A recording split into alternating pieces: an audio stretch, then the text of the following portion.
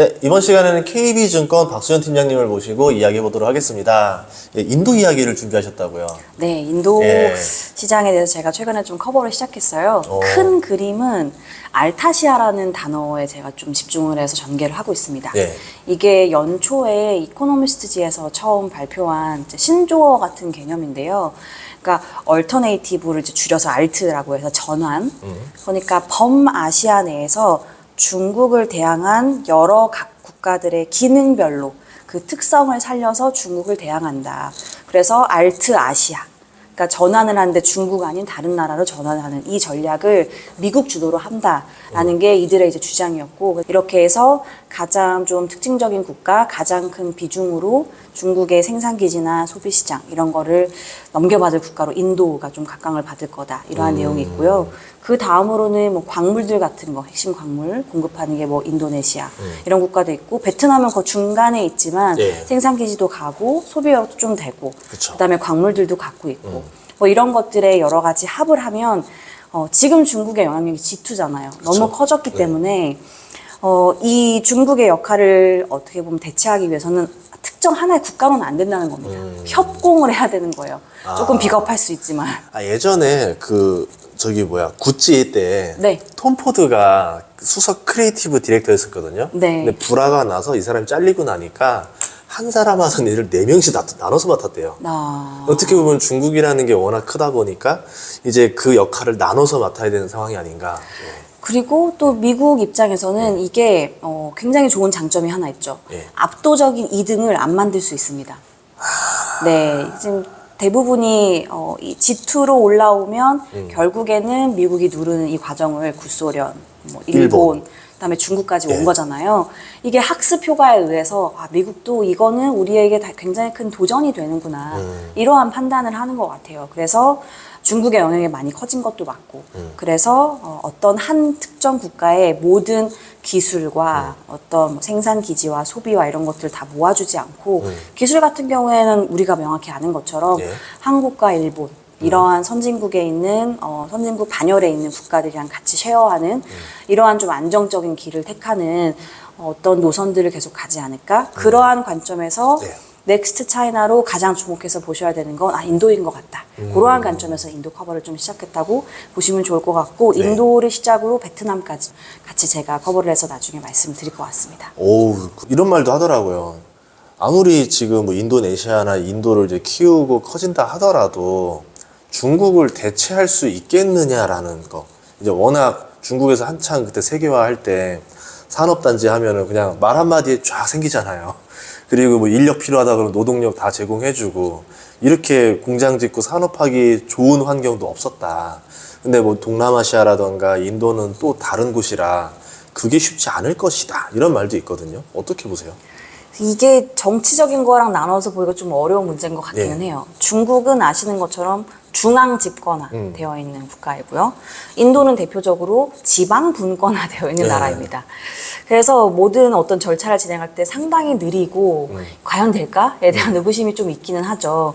근데 중국에 뒤어서 중국의 여러 가지 힘듦을 겪고 나서 산업 규제 이런 걸 겪고 인도로 이렇게 좀 전향하시는 분들의 의견을 제가 들어보고 많이 공감을 형성했던 건, 인도는 예측 가능성 높은 것 같다. 그러니까 방향을 하나 잡으면, 예를 들어 메이크 인 인디아 뭐 이런 예. 정책이 나온다고 하면 이거를 되돌리는데도 굉장히 오랜 시간이 걸리기 때문에 이 방향성을 하나를 잡으면 이거를 할 거라는 어떤 그 불확실성이 굉장히 높아지진 않는 것 같다. 갑자기 규제가 들어온다든지. 뜬금포는 없다. 네. 예상치 못한 돌발 상황이 발생할 수 있는 뭐 여지라고 할까요? 그런 건 좀 낮은 것 같다. 투자 관점에서 사실 국내 종목들은 우리가 사고 팔고 이런 게 정보력도 사실 빠르게 접할 수 있고 어렵지 않은데, 해외에 있는 주식들은 그렇지가 않잖아요. 그래서 바이 앤 홀드 전략으로 많이 가시거든요.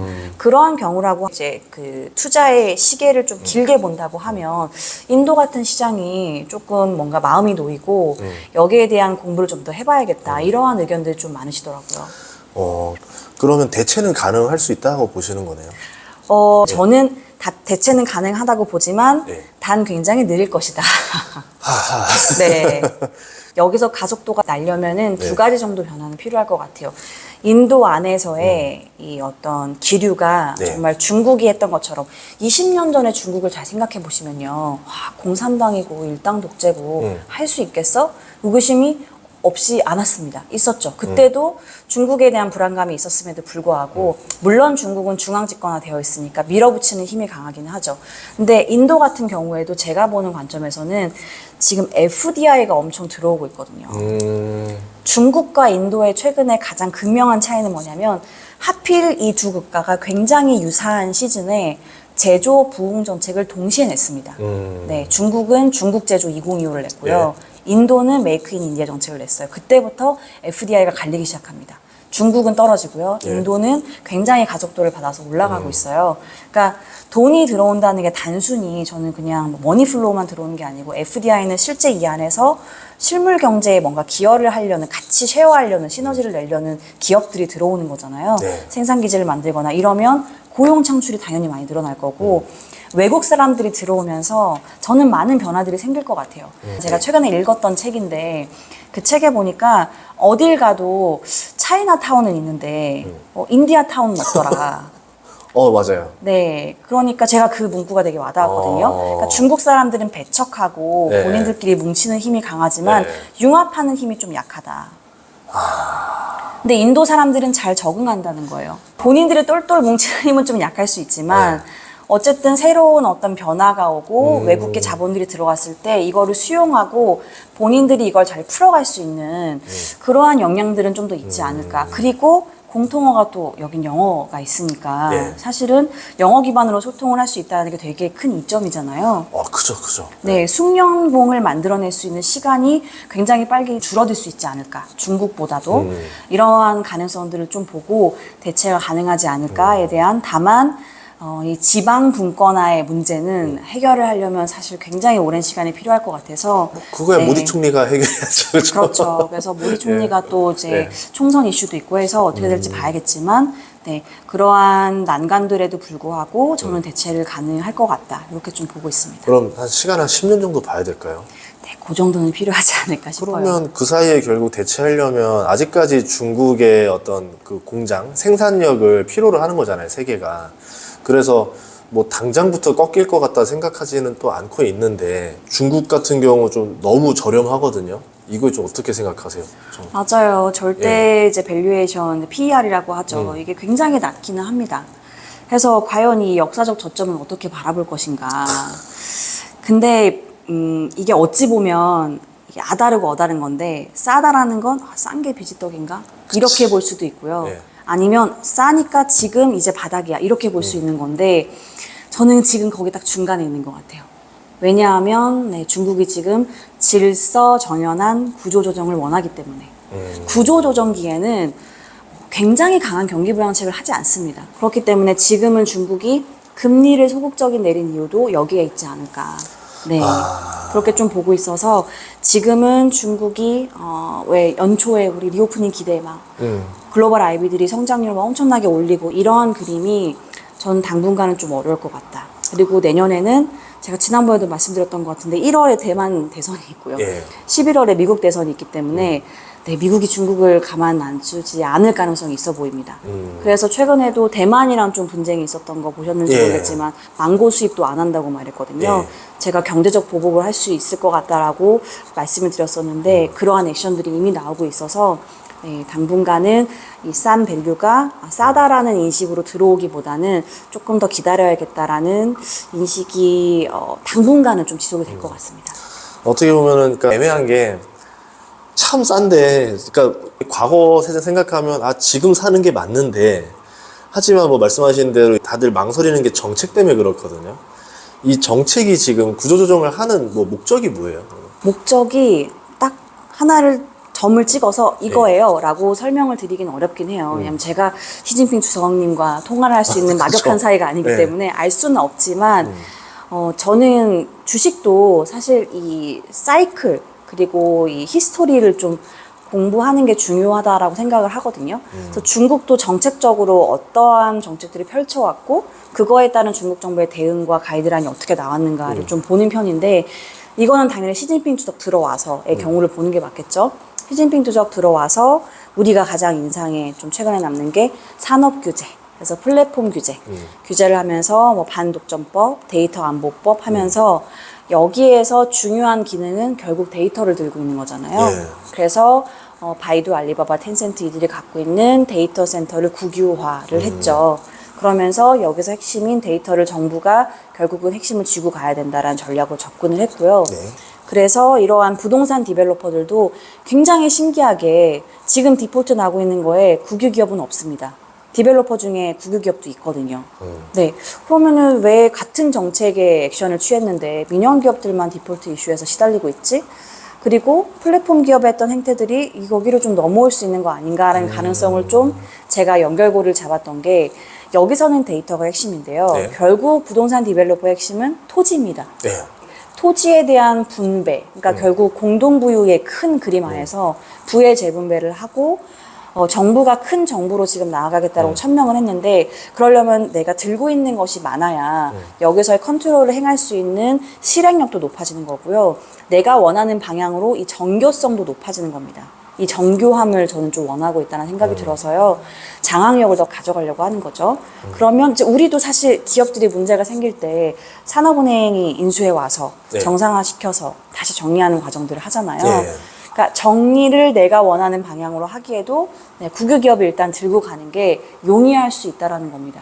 그래서 이번에 좀 부양책도 좀 시원하지 못했거든요. 좀 시원하게 그냥 크게 쏠 줄 알았어요. 그래서 와 이게 나오면 다 기대하고 있었는데 월요일 날 이러면서 다들 애매했던 거예요. 기준금리 0.1 가지고 간에 기별도 안 가는데 이게 시원하게 못하는 이유가 따로 있어요. 일단은 금리가 지금 중국이 이미 미국이랑 역전된 지가 꽤 됐어요. 네. 그러면 뭐가 연결되냐면 환율이랑 연결이 되죠. 그래서 환율이 좀 걱정됐던 부분들이 일단 있는 것 같고요. 그리고 중국은 보통 이런 통화 정책을 쓸 때도 사회의 이러한 인식들이 어떤 시그널로 받아들일 거다라는 파급 효과를 좀 감안하는 편입니다. 그러니까 굉장히 강하게 통화 정책을 해버리면 부동산 이제 퍼나 보다.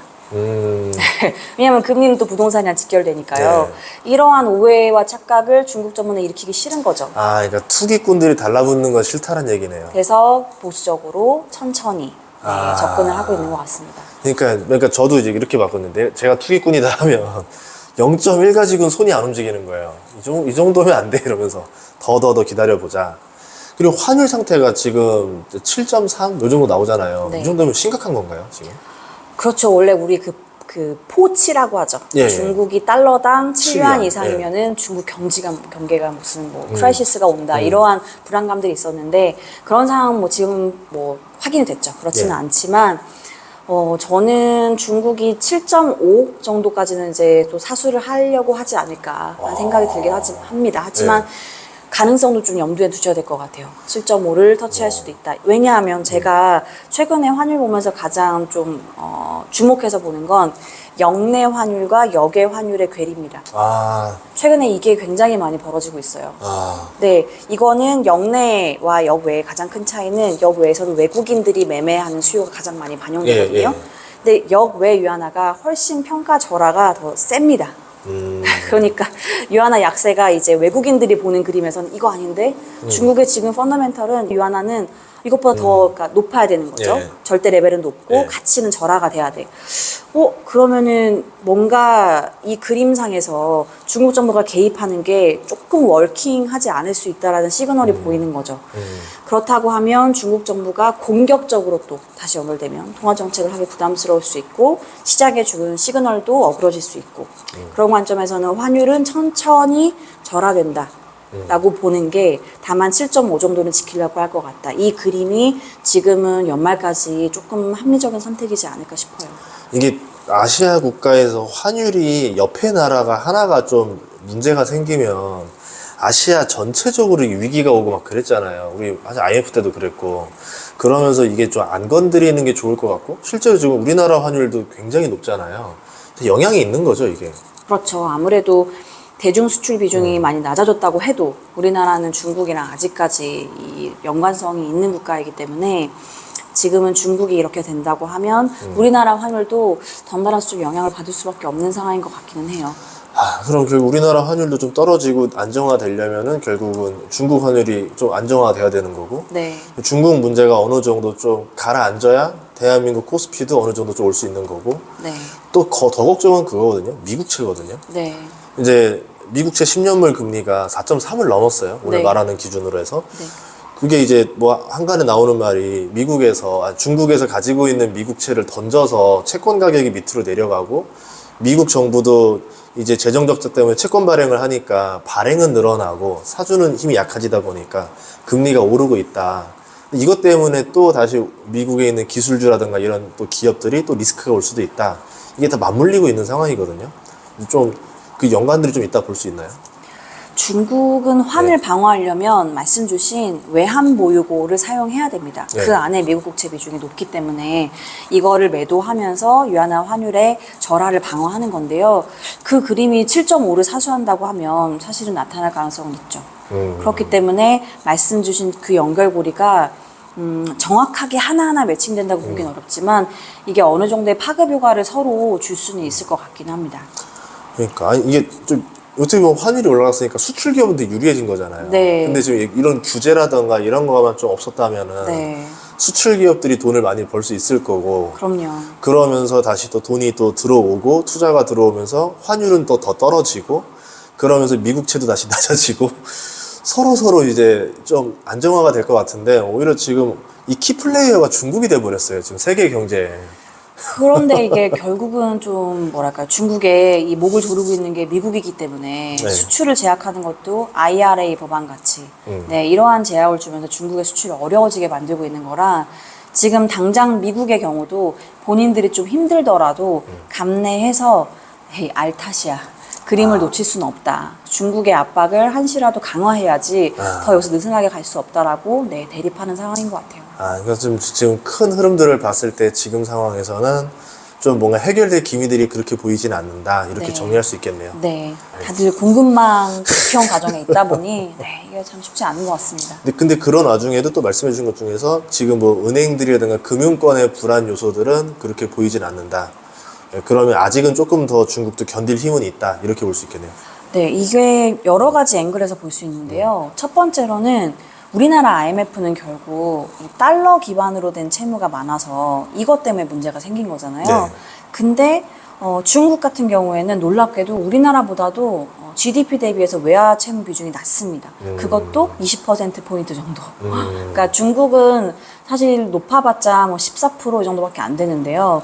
우리나라 같은 경우 35%를 넘어가거든요. 오. 네, 물론 이제 국가의 네. 각각의 운영의 특성이나 이런 것들이 다르긴 하지만 그래서 중국의 위안화가 떨어지면 외화 채무가 많으면 문제가 뻥 하고 터질 수 있죠. 근데 그런 상황은 일단 첫 번째로는 아니고요. 그래서 대부분이 위안화 기반으로 발행된 채무이기 때문에 이런 말이 적합한지 모르겠지만 일종의 돌려막기가 가능하죠. 정부의 의지만 있다면. 근데 지금 정부는 이제 더 이상 폭탄을 돌리진 않겠다. 여기서 문제가 되는 건 정리하겠다라는 스탠스인 거고요. 그래서 그럼 이제 은행 대출이랑 채권 이쪽 사이드를 봐야 되는 건데 중국 은행들이 놀랍게도 코로나 이후에 부실 채권 비율이라고 하죠. 네. 엄청 줄여왔습니다. 어. 그래서 이 숫자에 대한 사실 좀 의구심은 있어요. 부실 채권 비율이 중국 상업은행이 2%가 안 됩니다. 네, 1.8% 막 이렇게 나와요. 근데 저는 방향을 보고 좀 그 베팅을 하는 편이에요. 중국에 대해서 상황을 그래도 판단해야 되니까. 올라가고 있는 곡선인가 내려가고 있는 곡선인가. NPL이 2020년 이후에 한 번 올라갔다가 쭉 내려오고 있습니다. 그렇기 때문에 추세적으로 지금 하강하는 사이클에서 어느 정도 여력은 있을 것 같다라는 게 첫 번째 은행권에서의 파장이 우리가 생각하는 것만큼 심각하지 않을 거다라고 보는 거고요. 두 번째는 그러면 비은행권. 그러면은 그림자 금융이라고 통칭을 하거든요. 예. 신탁대출, 위탁대출, 기여보험. 이렇게 세 가지 합인데 이것도 잔액을 보시는 게 중요하거든요, 이거는. 왜냐하면 그림자 금융도 결국에는 대출의 형태인 거라 네.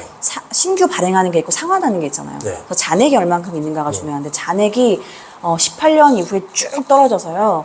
사실상 계속 떨어지다가 코로나 때 조금 올라왔는데 최근 1, 2년 추세는 다시 또 떨어지고 있습니다. 그래서 이것도 그림자 금융단으로 굉장히 큰 뭔가 나비 효과가 있을 거다라고 보는 건 저는 아닌 입장인 거고요. 마지막은 뭐냐면 아까 은행권, 비은행권 말씀드렸고 마지막이 중국에서의 그럼 이 채권에서 나갔던 비중들이 얼만큼 큰 영향이 있는지를 봐야 되는데 이 채권이랑 연결해서 제가 보는 포인트는 가게이긴 합니다. 리테일. 리테일 단에서 큰 충격이 전이될 수 있는가. 그러면은 이게 문제가 될 수 있죠.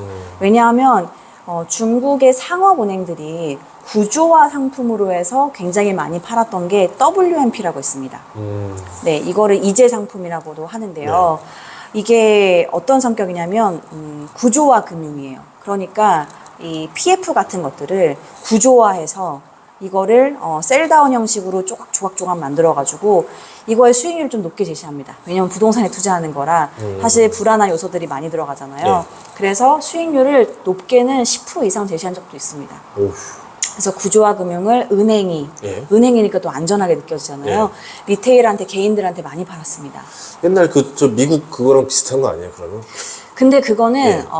파생 상품 개념이라 기초 자산을 가지고 기초 자산에 또 기초 자산을 만들고 그쵸, 또 그쵸, 만들고 그쵸. 해서 예, 예. 이게 굉장히 복잡해지는 이제 거미줄처럼 된 건데 이거는 그렇진 않습니다. 아. 네, 하나의 신탁 회사가 발행한 거를 은행이 갖다 팔고 이러한 형태였던 거라서 그렇게 복잡하게 이 손실 구조가 형성되지는 않습니다.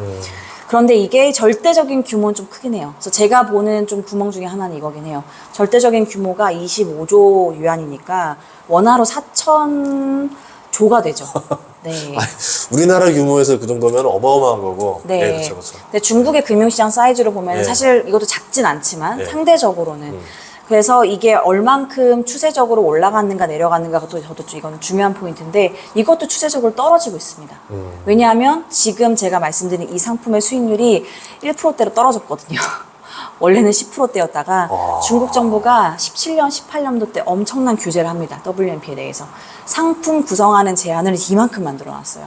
그러니까 수익률을 더 이상 높게 제시해서 보장을 해주지 못하는 겁니다. 그럼 로우 리스크, 로우 리턴은 바뀌었다 이렇게 볼 수 있겠네요. 네, 그러니까 규모가 줄어드는 거죠.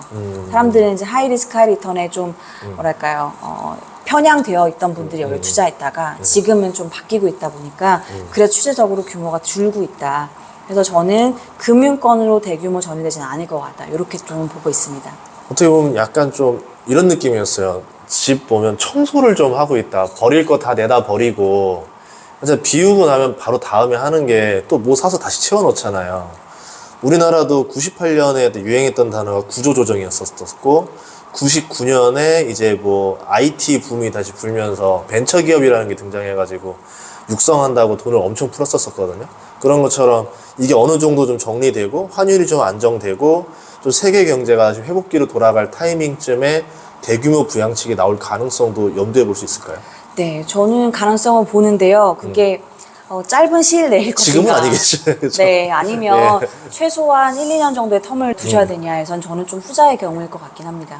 정리할 거 하고 그러면 제가 지난번에 말씀드렸던 중국이 태클을 포기하지 못하는 이유에서 말씀드렸던 그러한 이제 팀들이 이제는 좀 주류로 그때부터는 정부의 재정이 본격적으로 들어가면서 네, 메인 역할을 할 것 같습니다. 아, 예, 알겠습니다.